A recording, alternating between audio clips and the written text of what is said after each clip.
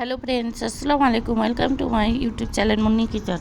আজকে রান্না করবো ধনিয়া চিকেন করার জন্য চিকেনের পিসগুলো একটু মিডিয়াম সাইজের করে কেটে নিয়েছি।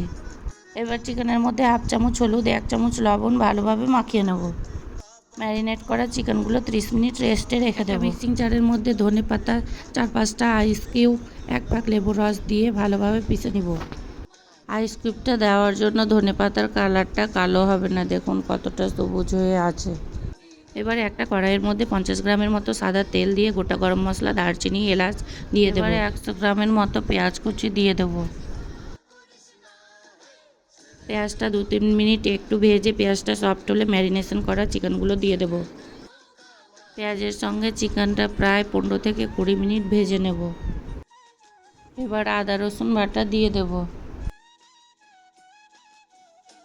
চিকেনটা রান্না করার সময় গ্যাসের ফ্লেমটা মিডিয়াম টু লো হিটে থাকবে। চিকেনটা রান্না করার সময় কোনো 1 ফোঁটা জল ব্যবহার করব না। এবার কিছু গুঁড়ো মশলা দিব। হাফ চামচ জিরে গুঁড়ো, হাফ চামচ ধনে গুঁড়ো, 1 চামচ শুকনো লঙ্কা গুঁড়ো, 1 চামচ কাশ্মীরি লঙ্কা গুঁড়ো, হাফ চামচ গরম মশলা গুঁড়ো, হাফ চামচ গোলমরিচ গুঁড়ো, স্বাদ মতো লবণ দিয়ে ভালোভাবে চিকেনটা কষিয়ে নেব।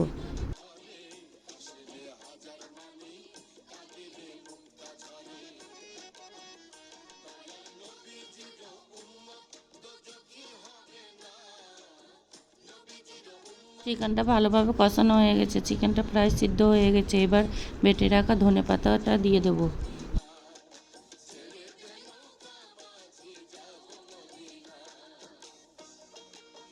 এবার সবশেষে 3-4টা কাঁচা লঙ্কা দিয়ে দেবো।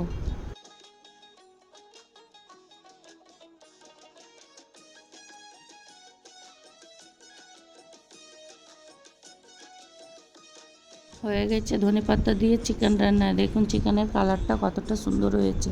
গরম গরম ভাত বা রুটি, পরোটা সব কিছু দিয়ে এই চিকেন খেতে দারুণ লাগে। চিকেনের গ্রেভিটাই দেখুন কতটা সুন্দর হয়েছে।